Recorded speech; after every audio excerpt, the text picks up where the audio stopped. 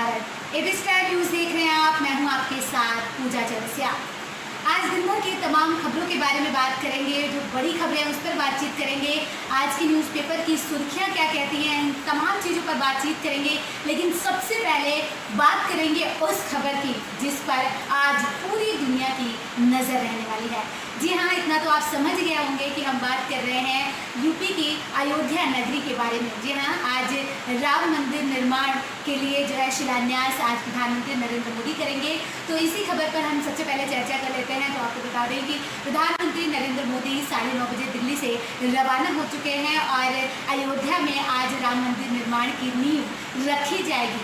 तो प्रधानमंत्री नरेंद्र मोदी इसकी नींव रखेंगे और जो है चांदी की जो शिला है उसका जो है शिलालेख किया जाएगा। तो आपको बता दें कि इस कार्यक्रम में शामिल होने के लिए जो भूमि पूजन का कार्यक्रम है इसमें कई बड़े जो नेता हैं वो शामिल हो रहे हैं, कई विशिष्ट अतिथि हैं उसमें शामिल हो रहे हैं। बात करें अगर उत्तर प्रदेश की तो योगी आदित्यनाथ जो वहाँ के मुख्यमंत्री हैं, उनके साथ साथ यूपी की राज्यपाल आनंदीबेन पटेल और RSS प्रमुख मोहन भागवत, योग गुरु बाबा रामदेव के साथ ही कई अतिथि वहाँ पर पहुँच रहे हैं। कई अतिथि वहाँ पे पहुँच चुके हैं और कई अभी गणमान्य पहुँच रहे हैं और प्रधानमंत्री नरेंद्र मोदी भी भूमि पूजन के लिए दिल्ली से रवाना हो चुके हैं। और उनका जो अगर बात करें जो भूमि पूजन की, तो भूमि पूजन किया जाएगा 11:40 से का जो टाइम रखा गया है, 11:40 से जो है पूरे कार्यक्रम की शुरुआत हो जाएगी। प्रधानमंत्री यहाँ पर इस कार्यक्रम को संबोधित भी करेंगे, देश को संबोधित करेंगे।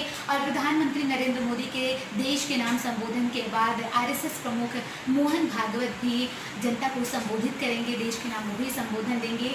तो एक कह सकते हैं कि जो बहुत लंबा इंतज़ार था अयोध्या नगरी, जिस लंबे अरसे से जिसका इंतज़ार कर रही थी, आखिरकार वो घड़ी आ गई है। और अयोध्या नगरी ना सिर्फ अयोध्या बल्कि आज कह लीजिए कि पूरे देश में एक तरह से दीपोत्सव मनाया जाएगा और पूरी अयोध्या नगरी को सजाया जाएगा दीपों से। कल से ही इसकी शुरुआत हो गई है। दीपोत्सव की तैयारियां जो लंबे समय से चल रही थी कल से ही शुरू हो गए हैं।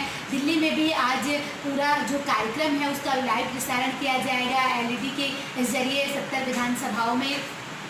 तो एक भव्य कार्यक्रम जो आयोजित किया गया है, एक ऐतिहासिक दिन जो इतिहास में जो है नाम जो दर्ज होगा। प्रधानमंत्री नरेंद्र मोदी जिस राम मंदिर की जो है शिलान्यास करने जा रहे हैं, निर्माण के लिए जिसकी नींव रखने जा रहे हैं, वो ना सिर्फ हिंदुओं के लिए, साधु संतों के लिए, बल्कि पूरे जितने भी राम भक्त हैं, जितने भी लोग हैं, उनके लिए बहुत मायने रखते हैं। भगवान राम को लेकर अगर बात की जाए, अगर आज की बात करें तो पूरे देश में जो एक जयकारा गूंज रहा है वो है जय श्री राम। जी हाँ, जय श्री राम के जयकारों से आज देश की जो जनता है वो नारे लगा रही है, जयकारे लगा रही है। जय श्री राम के जितने भी राम भक्त हैं सब में खुशी की लहर है। इस जो है भूमि पूजन को लेकर बहुत ही भव्य कार्यक्रम किया जाएगा। तो और क्या कुछ खास रहने वाला है इस पर भी बातचीत करेंगे। वहीं आपको बता दें कि पूरे अयोध्या को सील कर दिया गया है इस कार्यक्रम को देखते हुए, जिससे कि हालांकि आपको बता दें कि कोरोना का संकट भी इस पूरे भूमि पूजन पर दिखाई दे रहा था, जहां पे मंदिर के पुजारी भी कोरोना संक्रमित पाए गए, कई पुलिसकर्मी भी संक्रमित पाए गए थे। लेकिन अच्छी खबर ये निकलकर सामने आई है कि काफ़ी जो पुलिसकर्मी थे, करीब 14 पुलिसकर्मी बताए जा रहे थे कि जो कोरोना संक्रमित हो गए थे, वो ठीक हो चुके हैं। और प्रधानमंत्री नरेंद्र मोदी की जो सुरक्षा व्यवस्था की अगर बात की जाए तो अयोध्या में सुरक्षा के पुख्ता इंतजाम किए गए हैं।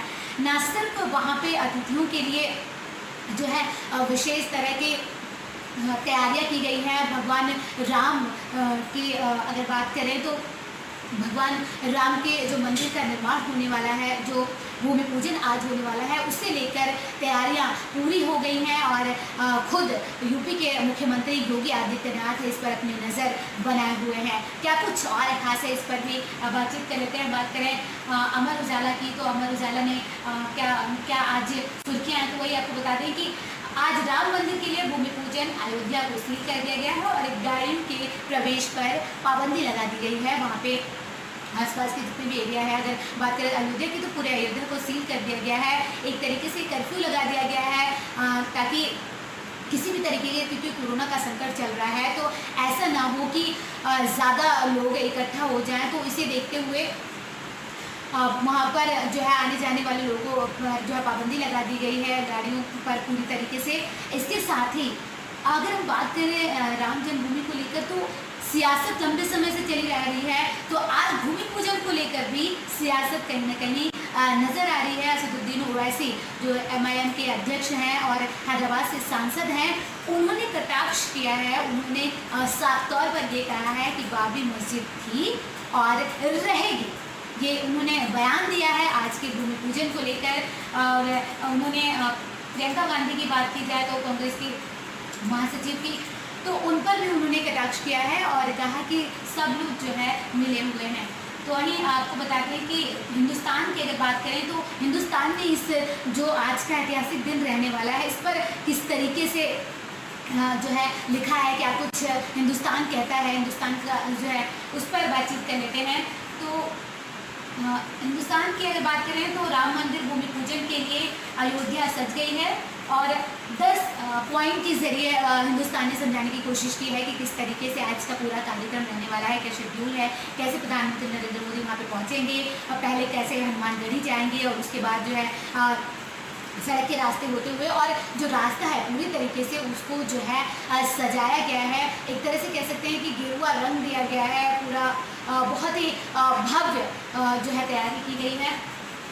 तो दरअसल राम मंदिर के शिलापट का अनावरण प्रधानमंत्री नरेंद्र मोदी करेंगे। तो शिलापट का अनावरण 12:30 बजे होगा। प्रधानमंत्री नरेंद्र मोदी और RSS प्रमुख मोहन भागवत भूमि पूजन के कार्यक्रम की शुरुआत करेंगे। न सिर्फ प्रधानमंत्री नरेंद्र मोदी, इसके साथ साथ RSS के जो प्रमुख हैं मोहन भागवत, वो भी जो उनके साथ ही इस कार्यक्रम की शुरुआत करेंगे। वहीं राम मंदिर भूमि पूजन के मिनट की बात करें तो सिर्फ 32 सेकंड का है, जो बताया जा रहा है कि 12:44 8 सेकंड से लेकर 12:44 40 सेकंड के बीच है।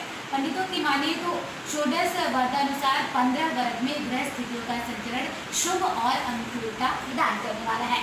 मैं बात करें 5 अगस्त को, यानी कि आज भूमि पूजन की निर्धारित मुहूर्त का दोपहर 11:30 से 12:30 बजे के मध्य जो हम बातचीत कर रहे थे, हरि संकीर्तन का आयोजन किया गया है और कीर्तन पूरी तरीके से वहाँ पे आयोजन किया गया है, संकीर्तन किया जा रहा है। पूरे कार्यक्रम में काशी, अयोध्या, दिल्ली, प्रयाग के जितने भी विद्वान हैं, ज़्यादा से ज़्यादा विद्वानों को वहाँ पर बुलाया गया है इस संकीर्तन में हिस्सा लेने के लिए। वही पूरी टीम किस ब्राह्मणों की है जो अलग अलग तरीक़ों से पूजा कराएगी। ये एक वक्त में नहीं होगा, बल्कि अलग अलग कार्यक्रम में अलग अलग ब्राह्मण पूजा कराएंगे। यानी कि 21 ब्राह्मणों की टीम बुलाई गई है, क्योंकि कोरोना का संकट है। ऐसे में कोरोना का खतरे को देखते हुए 21 ज़्यादा ब्राह्मणों को ना बुलाते हुए 21 ब्राह्मणों की टीम को बुलाया गया है, जो अलग अलग समय पर जो है पूजा करवाएगी।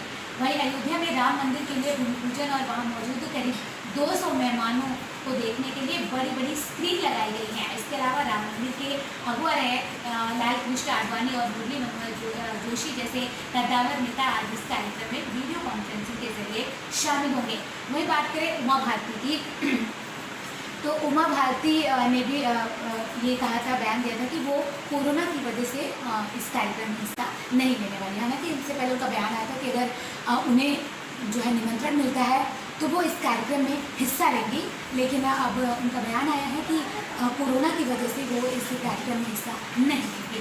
तो क्या कुछ कह रही हैं और आज की सुर्खियाँ इस पर भी बातचीत कर लेते हैं। तो आज जैसा कि जम्मू कश्मीर, ना सिर्फ जम्मू कश्मीर की हम बात करें, पूरे देश के लिए बहुत बड़ा दिन था। आज ही के दिन 2019 में गृह मंत्री अमित शाह ने संसद में धारा 370 को खत्म करने के लिए जो है प्रस्ताव रखा था और धारा 370 को अनुच्छेद जो 370 है उसे आज ही के दिन हटाया गया था। तो इस पर गृह मंत्रालय की तरफ से क्या कुछ बयान आया है, इस पर भी बातचीत कर लेते हैं।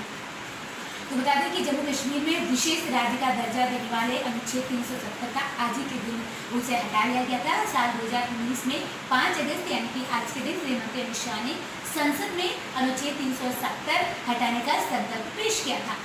जम्मू कश्मीर से अनुच्छेद 370 हटाए जाने का आज 1 साल पूरा हो गया है। गृह मंत्रालय ने 1 साल को विकास का 1 साल बताया है। तो गृह मंत्रालय की तरफ से ये बयान आया है, ये जारी किया गया है। और कहा गया है कि ये 1 साल जो रहा है वो विकास का रहा है। सीधे तौर पर जम्मू कश्मीर के लिए उन्होंने कहा कि ये न सिर्फ दूसरे राज्यों के लिए बल्कि जम्मू कश्मीर के लिए भी विकास का राज्य विकास बताया है। गृह मंत्रालय ने 1 साल की उपलब्धियां गिनाई हैं और गृह मंत्रालय की ओर से कहा गया है कि लागू किया गया निवास का कानून जम्मू कश्मीर केंद्र शासित प्रदेश के स्थानीय नागरिकों के हितों की रक्षा करता है। सरकारी भर्तियों के लिए बेसिक योग्यता को देखते हुए निवास प्रमाण पत्र बनाए जा रहे हैं। तो निवास प्रमाण पत्र की बात कर ली जाए तो जो धारा 370 थी उसे हटा लिया गया है। ये एक जम्मू कश्मीर के जो लोग थे जम्मू कश्मीर थे उन्हें विशेष राज्य का दर्जा जब से उन्होंने किया है तब से लगातार सुर्खियों में बनी रही ये खबर। अब ये कहा जा रहा है कि सीबीआई अब इस पूरे मामले की जांच कर सकती है। जिस तरीके से रोज नए मोड़ सामने आते रहते हैं, कभी रिया चक्रवर्ती पर उनके जो सुशांत सिंह राजपूत के पिता आरोप लगाते हैं पैसों के गबन को लेकर और जो है आत्महत्या के लिए उकसाने की, तो वहीं इस बीच लगातार जो सीबीआई जांच की मांग की जा रही थी, तो ये भी अब कहा जा रहा है कि सीबीआई अब इस पूरे मामले की जांच करेगी।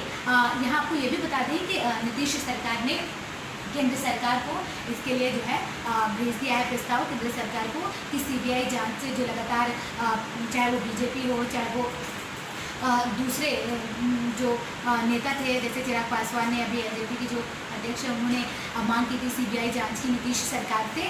तो जांच जो है लगातार पुलिस की हालांकि तरफ से की जा रही है, लेकिन सीबीआई जांच की मांग की जा रही थी क्योंकि कहीं ना कहीं मुंबई पुलिस पर भी कई सवालिया निशान खड़े हो गए हैं, जिसकी वजह से अब इस पूरे मामले में लगातार सीबीआई जांच की मांग की जा रही थी। और अब बिहार के मुख्यमंत्री नीतीश कुमार ने इस पूरे मामले में सीबीआई जांच के लिए केंद्र सरकार को प्रस्ताव भेज दिया है।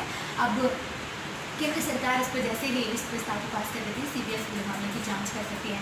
वहीं अगर आप बात करें सीबीआई जांच की, तो अगर सीबीआई के पास ये पूरा मामला आता है तो सबसे पहले सीबीआई इस मुद्दे पर जांच करेगी कि सुशांत सिंह राजपूत ने आत्महत्या की या हत्या की गई है उनकी। अगर उन्होंने आत्महत्या की तो इसके पीछे क्या कारण रहा है, किस वजह से उन्होंने जो है आत्महत्या की या उनको आत्महत्या के लिए उकसाया गया है या फिर उनकी हत्या की गई है। और अगर हत्या की गई है तो किसने उनकी हत्या की है।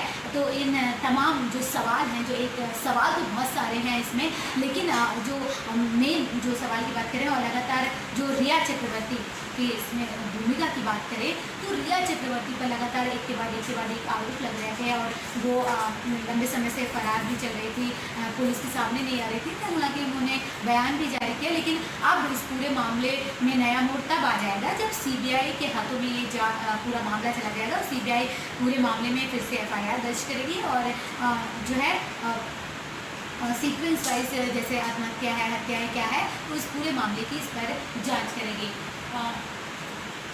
आपको बता दें कि सीबीआई सुशांत सिंह राजपूत की मौत की जांच कई बिंदुओं पर करेगी। जानकारी के मुताबिक सबसे पहले जो जैसा कि हमने बताया कि आत्महत्या है ये पूरा मामला या हत्या है, इस पर जांच करेगी। वहीं अगर इनका जो है किसी ने आत्महत्या के लिए इनको उकसाया है या विवश किया है तो उस पर भी जो है जांच सीबीआई करेगी। सुशांत सिंह की करीबी महिला मित्र रिया चक्रवर्ती का पूरे घटनाक्रम में क्या रोल रहा है, इस पर भी सीबीआई की नज़र रहेगी जैसे ही सीबीआई के पास इस पूरे मामले की जांच जाती है। और इस आत्महत्या में किससे फ़ायदा हो सकता था, क्योंकि सुशांत सिंह राजपूत का जो बैंक अकाउंट है उसमें से बताया जा रहा है कि काफ़ी पैसों का जो है हेरफेर किया गया है। करीब 15 करोड़ रुपए के हेरफेर की बात कही जा रही थी। तो इस पर पूरी नज़र रहेगी सीबीआई।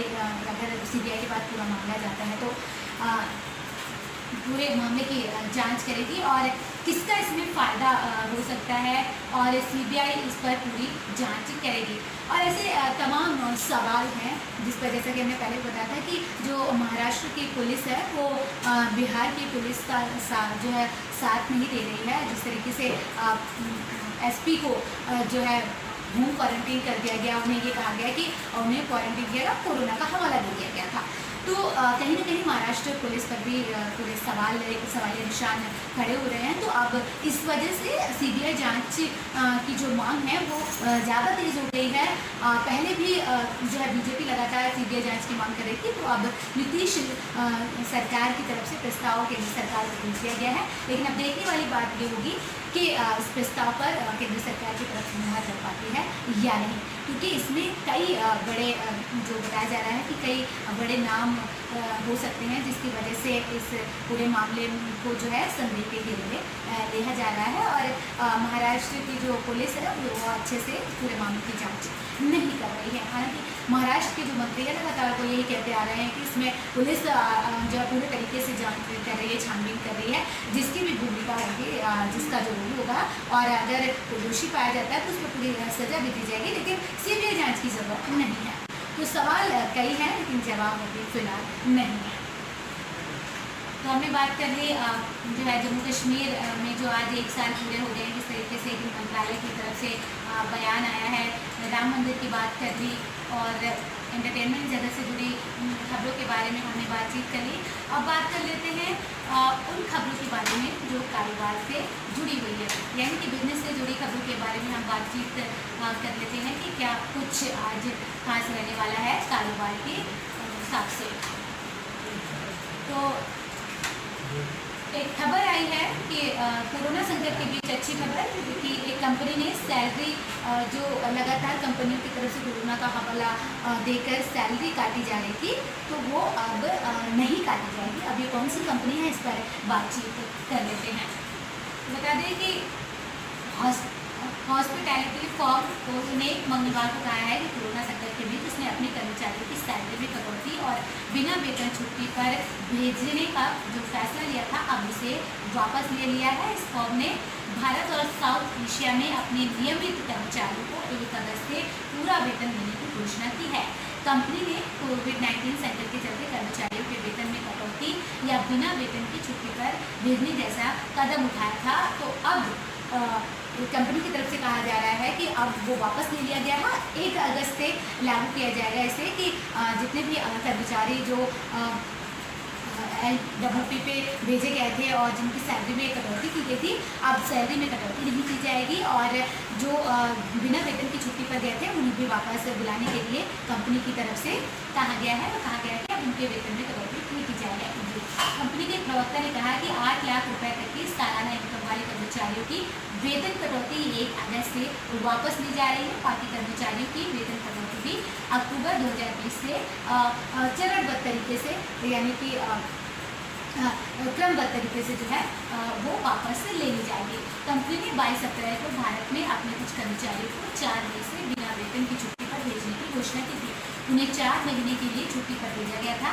वहीं सभी कर्मचारियों के अप्रैल-जुलाई 2020 के वेतन में 25% कटौती के लिए कहा गया था। यानी कि जिन कर्मचारियों को इस कंपनी ने छुट्टी पर भेजा था, करीब 25% की कटौती की थी उन कर्मचारियों के वेतन में, और अब कंपनी की तरफ से कहा जा रहा है कि अब वो वापस आ जाए और उनके जो वेतन में जो कटौती की गई थी अब वो कटौती नहीं की जाएगी। हालांकि 1 अगस्त से कुछ कर्मचारियों पर ये लागू होगा और कुछ कर्मचारियों पर ये अक्टूबर से लागू होगा। वो कंपनी अपनी पॉलिसी के हिसाब से जो है करेगी, कर्मचारियों की वेतन में कितनी कटौती करनी है क्या नहीं करनी है। तो अब ये एक अच्छी खबर जो लगातार कर्मचारियों की परेशानी बनी हुई थी, कर्मचारियों के को काफ़ी परेशानियों का सामना उठाना पड़ रहा था, क्योंकि कोरोना का संकट सिर्फ कंपनी के लिए नहीं है, कर्मचारियों के लिए भी है, और कर्मचारी के लिए है तो कंपनी के लिए भी है, क्योंकि बहुत सारी कंपनियां ऐसे कोरोना संकट की वजह से बंद हो गई। तो जो है कई कंपनियों ने अपने कई कर्मचारियों को जो है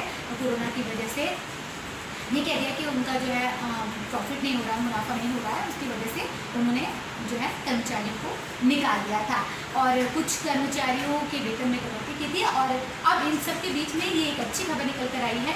तो ओयो ने ये कहा है कि अब जो उन्होंने अपने कर्मचारियों की सैलरी में जो कटौती की थी अब वो कटौती नहीं की जाएगी और अपने कर्मचारियों को वापस काम पर लगने के लिए कहा है।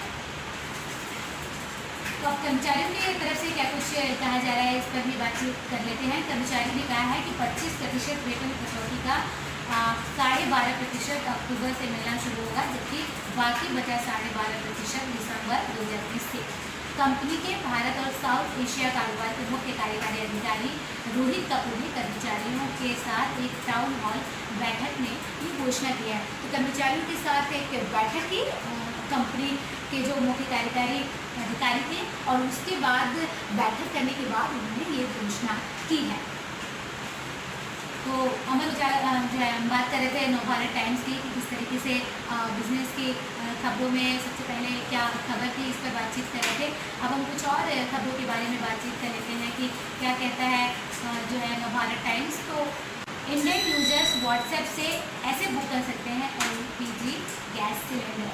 तो गैस सिलेंडर की बुकिंग को लेकर ये खबर है कि किस तरीके से आप कर सकते हैं, कैसे आप जो है रजिस्टर को आपको कैसे फ़ोन से जो है रजिस्टर करने के नंबर, फ़ोन नंबर जो है वो कैसे रजिस्टर करने की ज़रूरत है, इस पर बातचीत जो है खबर है।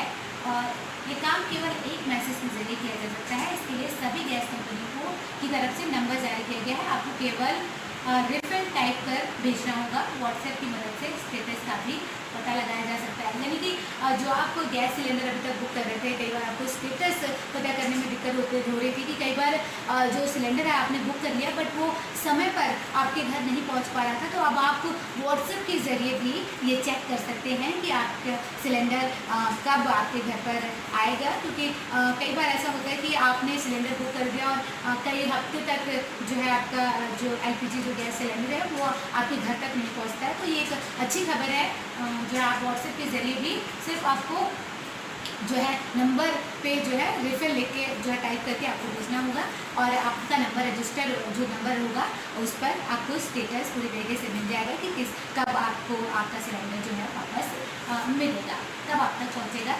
ये तो बिजनेस से जुड़ी लगातार खबरों के बारे में हम बातचीत कर लेते हैं और अब बात कर लेते हैं खेल जगत से जुड़ी कुछ खबरों के बारे में। तो न्यूजीलैंड दौरे से मयंक अग्रवाल ने काफ़ी कुछ सीखा है, ये आशीष नेहरा ने कहा है। तो भारत के पूर्व तेज गेंदबाज आशीष नेहरा का कहना है कि टीम के युवा बल्लेबाज मयंक अग्रवाल ने न्यूजीलैंड दौरे से काफ़ी कुछ सीखा होगा। भारत और न्यूजीलैंड के बीच इस साल की शुरुआत में टेस्ट, T20 और वनडे मैचों की सीरीज हुई थी। नेहरा का मानना है कि उस दौरे पर गए मयंक ने काफ़ी कुछ सीखा होगा। तो न्यूजीलैंड के दौरे के बारे में बातचीत की है आशीष ने। मयंक के बारे में बताया है कि मयंक ने इस दौरे से काफ़ी कुछ सीखा होगा। आशीष नेहरा ने स्टार्स जो है कहा है कि क्रिकेट कनेक्टेड में कहा कि न्यूजीलैंड खेलने के लिए आसान जगह नहीं है। मेरे अनुभव से बल्लेबाजी के लिए दुनिया में खेलने की सबसे जो कठिन जगह है वो न्यूजीलैंड है। तो उन्होंने जिस तरीके से जो भी क्रिकेटर हैं खेल की अगर बात करें तो ये उन्होंने कहा है कि न्यूजीलैंड की अगर बात करें तो वहाँ पर खेलना आसान नहीं है। जो वहाँ पे जो खेल का मैदान है वहाँ पर आपको आसानी से आप नहीं खेल सकते। सबसे कठिन उन्होंने बताया है जो जगह है क्रिकेट खेलने के लिए वो है न्यूजीलैंड। और इसके साथ ही उन्होंने कहा है कि जो मयंक ने का जो न्यूजीलैंड दौरा था उससे उन्होंने काफ़ी कुछ सीखा होगा। मयंक के लिए नहीं सभी के लिए चुनौतीपूर्ण है। उन्होंने कहा वहाँ प्रदर्शन किया, इसमें कोई शक नहीं है, और ये उनकी करियर की शुरुआती दौर है और आपको सभी खिलाड़ियों को समय देना चाहिए। आशीष नेहरा ने कहा है कि उन्होंने घरेलू क्रिकेट और इंडियन ए के लिए काफ़ी अच्छा प्रदर्शन किया। इसके बाद उन्हें मौका मिला। वो ऐसे खिलाड़ी नहीं हैं जिन्हें 1 या 2 साल घरेलू क्रिकेट जिन्होंने खेला हो और अचानक से भारत के लिए खेलने लगे। उन्होंने काफ़ी रन बनाए और मुझे उम्मीद है कि समय के साथ उनका खेल और बेहतर होगा। तो ये आशीष नेहरा ने कहा है मयंक अग्रवाल के लिए जो न्यूजीलैंड दौरे में जो वहाँ पर क्रिकेट खेलने के लिए गए थे। आपको बता दें कि जो है न्यूजीलैंड में टेस्ट और T20 के साथ ही वनडे मैचों की सीरीज़ हुई थी, जिस पर उन्होंने कहा है आशीष ने कि मयंक के लिए ये काफ़ी अच्छा रहा होगा। उन्होंने काफ़ी कुछ सीखा होगा क्योंकि खिलाड़ियों के लिए, क्योंकि ना सिर्फ मयंक के लिए ये दूसरे खिलाड़ियों के लिए भी बेहद ही चुनौतीपूर्ण है वहाँ पर क्रिकेट खेलना। हमने खेल के बारे में बातचीत कर ली। अब बात कर लेते हैं जो है विदेश से जुड़ी कुछ खबरों के बारे में, इंटरनेशनल खबरों के बारे में। तो पाकिस्तानी आतंकियों ने ही कश्मीरियों को सर्वाधिक नुकसान पहुंचाया है। पाकिस्तान अधिकृत कश्मीर के निर्वासित नेताओं और कार्यकर्ताओं ने अनुच्छेद 370 हत्या के 1 साल पूरे होने पर यह प्रतिक्रिया दी है। जैसा कि हमने आपको अभी बताया कि अनुच्छेद 370 जो है आज ही के दिन गृह मंत्री अमित शाह ने संकल्प पेश किया था हटाने के लिए, और आज पूरा 1 साल हो गया है। गृह मंत्रालय की तरफ से जिस तरीके से बयान सामने आया था कि विकास का 1 साल रहा है, तो वहीं पाकिस्तान में जो है जो पाकिस्तान की ओर से क्या कुछ कहा जा रहा है, कश्मीरियों की तरफ से क्या कुछ कहा जा रहा है, इस पर भी बातचीत कर रहे हैं हम कि नेताओं का आरोप है कि भारत में शांति के माहौल को बिगाड़ने के लिए अपने विजन के तहत पाकिस्तान लगातार LOC के उस पार हिंसा को बढ़ावा देने में जुटा है। यह खुद जो है वहाँ के नेता का कहना है।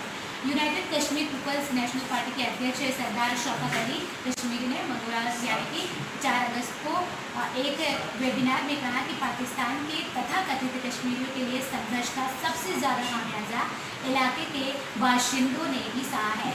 कश्मीर पर कब्जे के उसके कई प्रयास नाकाम हो चुके हैं, लेकिन उसका चित्त युद्ध लगातार जारी है। तो united Kashmir people's national party के अध्यक्ष की तरफ से ये कहा गया है कि कश्मीरियों के लिए जो संघर्ष का सबसे ज़्यादा खामियाजा इलाके के बाशिंदों ने ही जो है सहा है। जो संघर्ष के बाद लगातार आपको पता है कि किस तरीके से पाकिस्तान अक्सर LOC पर जो है बॉर्डर पर जो है रेखा को जो है कंट्रोल पार करता रहता है, संघर्ष जो विराम है उस पर जो है पार करता रहता है, और आतंकी कई बार भारत की जो है सीमा में घुस आते हैं। तो जो संघर्ष विराम है उस पर कई बार जो उसका उल्लंघन करके जो है वो आतंकवादी आ जाते हैं। तो जब कश्मीर की अगर बात करें, जम्मू कश्मीर की, जब अनुच्छेद 370 हटाने की बात की जा रही थी, तो सबसे ज़्यादा विरोध के जो शुरू उठे थे वो पाकिस्तान की तरफ से उठे थे। तो पाकिस्तान का यही कहना था कि जो है ये भारत का अभिन्न हिस्सा नहीं है, जबकि भारत की तरफ से हमेशा से ये कहा जा रहा है कि वो जो है कश्मीर भारत का अभिन्न हिस्सा है। जैसा कि हम सभी मानते हैं कि कश्मीर का जो है अहम हिस्सा रहा है, अभिन्न हिस्सा रहा है, जिसको देखते हुए जो वहाँ का विशेष दर्जा जो दिया जाता था राज्य का 370 जो अनुच्छेद है उसके तहत वो हटा लिया गया, और इसके खत्म होते ही पाकिस्तान बुरी तरीके से बौखला गया था और एक के बाद एक बयान दे रहा था और संघर्ष विराम का लगातार उल्लंघन कर रहा था, और आतंकवादी लगातार भारत में घुसने की कोशिश कर रहे थे। वहीं अब पाकिस्तान के ही नेता ये कह रहे हैं कि सबसे ज़्यादा जो परेशानी होती है भारत और पाकिस्तान की लड़ाई के बीच में वो कश्मीरियों को ही झेलना पड़ता है। वहाँ के जो बाशिंदे हैं, जो वहाँ के रहने वाले हैं, उन्हें ही सबसे ज़्यादा सारी परेशानियों का सामना करना पड़ता है, चाहे वो आतंकवादी हो, चाहे वो जो है कोई भी हो, जो भी आतंकवादी पाकिस्तान की तरफ से जो घुसते हैं या दूसरे जो है देशों से, तो सबसे ज़्यादा जो भुगतना पड़ता है वो कश्मीरियों को ही भुगतना पड़ता है। तो वेबिनार में कई अंतर्राष्ट्रीय पर्यवेक्षक ने कहा कि पाकिस्तान के हाथ कश्मीरियों के खून से बने हैं। POK के राजनीतिक कार्यकर्ता नसीर अजीज खान ने कहा कि यह खुला रहस्य है कि आतंकी और कट्टरपंथी पाकिस्तान में प्रशिक्षण पाते हैं। तो POK के राजनीतिक कार्यकर्ता ने ये कहा है कि ये सभी को पता है कि जितने भी आतंकवादी हैं जो लगातार भारत में घुसने की कोशिश करते हैं, उन्हें जो प्रशिक्षण है उन्हें पाकिस्तान में ही दिया जाता है। ये एक बड़ा बयान है। उन्होंने कहा कि पाकिस्तान की रक्षा और विदेश नीति पूरी तरह से फौज के हाथों में। जैसा कि आप सभी जानते हैं कि पाकिस्तान में जो है वो प्रधानमंत्री की वहाँ पे काम चलती है, लेकिन जो वहाँ की पाकिस्तान की जो पूरे बागडोर की बात करें तो वो सेना के हाथों में रहती है। तो इस पर भी कहा है, जवाब दिया है, जवाब दिया गया है। और इसके साथ ही सीमा पार आतंकवाद को, सैन्य, वित्तीय और अन्य ज़रूरतों के समर्थन को कश्मीरियों के नाम पर आज़ादी का संघर्ष बताता है, लेकिन वह बेनकाब हो चुका है। 5 अगस्त 2019 को केंद्र शासित प्रदेश बनने के बाद से ही जम्मू कश्मीर में शांति और विकास युवाओं का नया मंत्र बन गया है। हालांकि पाकिस्तान अपने लोगों के जरिए अभी अस्थिरता पैदा करने की कोशिश कर रहा है। पाकिस्तान लगातार जो बॉर्डर है जो है LOC का, उसको जो है लगातार बहाल करने की कोशिश कर रहा है, घुसपैठ करने की कोशिश करता रहा है, पहले भी करता रहा है। हालांकि भारत की तरफ से जवाब भी जो है अच्छा दिया जाता है। जो जवाबी कार्रवाई होती है उसमें जितने भी आतंकी होते हैं वो ढेर कर दिए जाते हैं। कई बारी इस मुठभेड़ की वजह से जो मुठभेड़ होती है आतंकवादियों और हमारे देश के जवानों के बीच में, कई बारी हमारे जवान भी शहीद हो जाते हैं, लेकिन हमारी सेना मुंह तोड़ जवाब देती है उन आतंकवादियों को जो हमारे देश में घुसने की कोशिश करते हैं। तो भारत भी लगातार ये कहता आ रहा है कि जो भी जो है नियमों का पालन नहीं करेगा, जो भी संघर्ष जो विराम है उसको लांघने की कोशिश करेगा, तो जवाबी कार्रवाई दी जाएगी। लगातार न्यूज़पेपर की खबरों की बातचीत कर रहे हैं हम। हिंदुस्तान की बात कर ली हमने, अमर उजाला की बात कर ली। तो अगर आज के सारे न्यूज़पेपर की बात कर ली तो एक ही खबर पूरे न्यूज़पेपर पर जो छाई हुई है वो है रामलला का मंदिर, जिसे आज प्रधानमंत्री जहाँ पे आज शिलान्यास करने वाले हैं। तो राज्य और शहर की कुछ खबरों के बारे में बातचीत कर लेते हैं कि जो गाइडलाइन जारी की गई थी केंद्र सरकार की तरफ से कि 5 अगस्त यानी कि आज से योग संस्थान जो है खुल जाएंगे, उसमें कहाँ कहाँ कितने राज्यों में खुले हैं ये जिम और योग संस्थान, और कई ऐसे राज्य हैं जहाँ पर जो है जिम और योग संस्थान को खुलने की अनुमति अभी भी नहीं दी गई है, क्योंकि केंद्र सरकार की तरफ से तो गाइडलाइन जारी कर दी गई थी, लेकिन राज्य अपनी तरफ से गाइडलाइन जारी करते हैं कोरोना के संकट को देखते हुए। क्योंकि केंद्र सरकार ने पहले ही कहा था कि केंद्र सरकार की तरफ से गाइडलाइन जारी की जा रही है सभी राज्यों के लिए, लेकिन राज्य सरकार अपने अपने स्तर पर कोरोना के खतरे को देखते हुए वो नियमों को लागू करेंगे और सभी राज्य अपने अपने जो है केंद्र सरकार के अलावा अलग गाइडलाइन जारी करते हैं और उन नियमों के तहत जो है प्रशासन की तरफ से उन नियमों का पालन करवाया जाता है। तो बता दें कि दिल्ली में दिल्ली अगर राजधानी दिल्ली की बात करें तो यहाँ पर अभी फ़िलहाल जो योग सेंटर हैं और जिम जो है वो नहीं खुलेंगे। हालांकि सरकार की तरफ से इस पर कोई बयान सामने नहीं आ रहा है। बता दें कि केंद्र सरकार से इजाज़त मिलने के बाद भी अनलॉक 3 में दिल्ली के जिम और योग सेंटर नहीं खुलने जा रहे हैं। दिल्ली सरकार ने देर रात तक इससे जुड़ा कोई आदेश जारी नहीं किया है, जबकि बुधवार को इसे खोलने को हरी झंडी केंद्र ने दे दी है। आपदा प्रबंधन प्राधिकरण के एक अधिकारी ने भी इसकी पुष्टि की। उधर प्रदेश सरकार का कोई आधिकारिक बयान इस बात को लेकर सामने नहीं आया है।